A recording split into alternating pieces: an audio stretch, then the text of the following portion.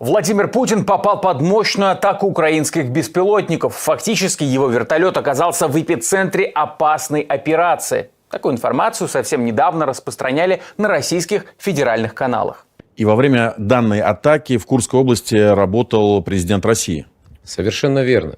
В период времени, когда президент работал в Курской области, противник начал беспрецедентную атаку с беспилотно-летательными аппаратами. Совершенно верно, говорит военнослужащий Юрий Дашкин с такой выверенной интонацией и так чеканя слова, что мы, конечно же, сразу верим этому заявлению.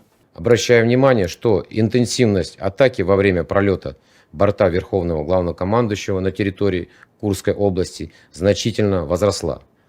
Поэтому мы одновременно вели противовоздушный бой и обеспечили безопасность в воздухе пролета вертолета президента. Задача была выполнена.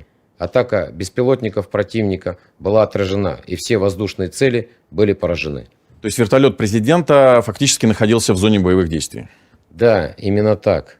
Фактически в эпицентре отражения массированного удара противника беспилотно-летательными аппаратами. Именно так все и было. На этот тарантиновский диалог, к слову, уже снимают пародии. Скажите, какой была реакция президента в такой ответственный момент? Насколько я знаю, Владимир Владимирович перенес атаку достаточно спокойно, хоть у него и не было в тот момент под рукой необходимого чемодана.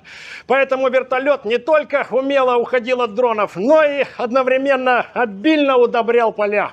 Но мы уже не в первый раз видим, как зрителям пытаются показать как бы нового Путина, бесстрашного и глубоко погруженного в войну. Буквально недавно он рассказывал, как сильно его жизнь поменяла спецоперация. Эти 3 года, они, конечно, 2 с лишним, они, конечно, были серьезным испытанием для всех нас, для всей страны и для меня. Что, вы знаете, я скажу откровенно, мы сейчас и шутим, и здесь и смех в зале раздается. Я стал меньше шутить и почти перестал смеяться. Что-то лично я не заметил особую грусть в глазах Путина. Шутит и хихикает он с былым задором. Наши традиционные ценности, может быть, в чем-то не совпадают. Но обмен информацией, он всегда полезен для обеих сторон. Но вместе с заявлениями меняется имидж Путина и визуальная эстетика вокруг него. Март этого года. Владимир Владимирович нацепил на себя камуфляж и приехал в Курскую область как бы в ручном режиме руководить процессами, раз холопы никак не могут выбить ВСУ с этой территории.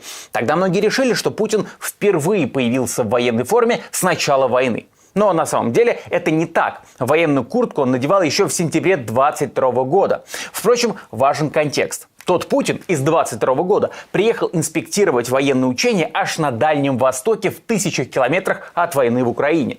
Путин из 2025 года значительно ближе к линии боевого соприкосновения. Впрочем, осмелел Путин, опять же, осмелел по меркам самого Путина, он лишь со временем. Так, в декабре 2022 года пропагандисты гордо отчитывались. Владимир Владимирович побывал в зоне СВО. Настроение, как обычно, боевое.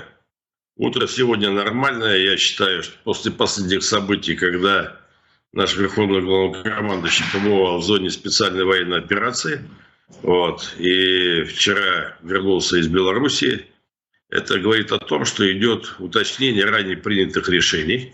Затем эту же информацию подтвердит Дмитрий Песков. Но позже журналисты выяснят, что Путин посещал штаб войск Южного военного округа. И находится этот штаб в Ростове-на-Дону. Затем уже была поездка в Мариуполь. Мы только по телевизору вас сколько раз видели. Чего так, надо же начинать знакомиться поближе. Спасибо вам за победу. Вам держаться, своего здоровья. Вам счастья. Мы за вас молимся. Правда, эту спонтанную встречу омрачили реплики из окна дома. Кто-то кричал: «Это все неправда, это все напоказ», прямо во время диалога Путина с вышедшими на улицу людьми. Но некую эволюцию бункерного деда, что поделать, если это прозвище за ним закрепилось, мы должны зафиксировать. А еще эстетика военного времени была обыграна в новогоднем обращении. Оно было записано в конце 2022 года. Вроде бы обычный Путин в галстуке, но позади люди в форме. Главное – судьба России. Защита Родины – это наш священный долг перед предками и потомками. нравственная, историческая правота на нашей стороне.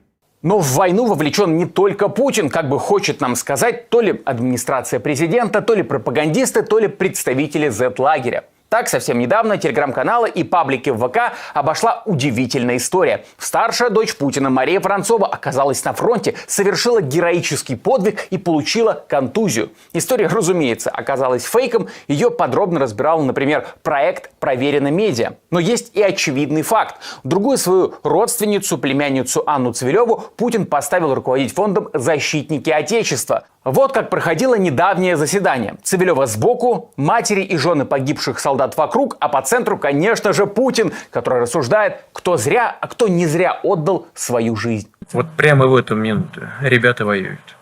Я понимаю. И выполняют сложные очень боевые задачи. Они прямо в эти дни идут вперед и каждый день освобождают кусок за куском нашей земли.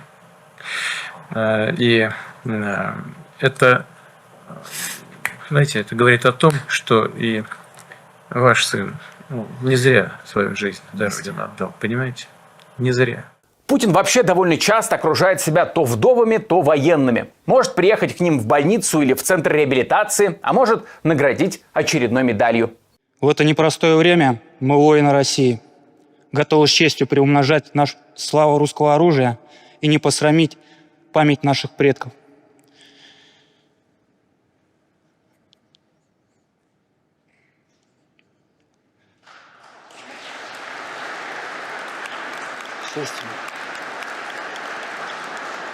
Это, кстати, очень показательная сцена. После неудачного выступления военного Путин подойдет к нему и скажет: «Не переживай, я сам нервничаю, хотя, цитата, 20 лет занимаюсь этим кино». Я 20 лет занимаюсь этим кино. И тоже волнуюсь. Ничего страшного. Кино – довольно подходящая метафора для мероприятий, в которых участвует Путин. Сейчас у имиджмейкеров Владимира Владимировича есть две главные задачи. Первая – показать, насколько сильно президент эмоционально инвестирован, вовлечен в войну. Вторая – подчеркнуть, что он здоров как бык.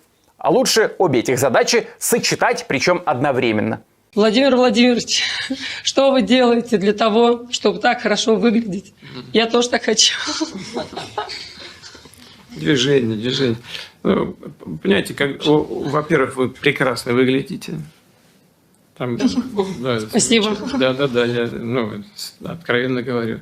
Так, а во-вторых, очень важно, когда у нас в жизни есть какие-то цели, и мы стремимся достигать их целей. Это всегда мобилизует.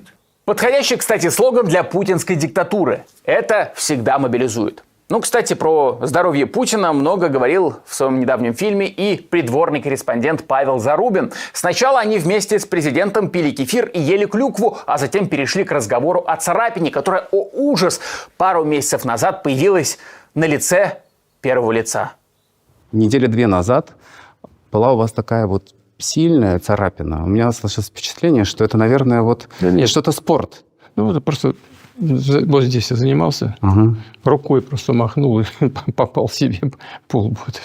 Ничего такого героического нет. Сколько в день сейчас продолжаете заниматься спортом? По часу, да? 1,5 часа. 1,5 часа. И бассейн каждый день? Ну, стараюсь. Пока кажется, что с одной задачей имиджмейкеры Путина точно справляются. Выглядит он вполне здоровым и лезть в холодильник не собирается. Что касается второй задачи.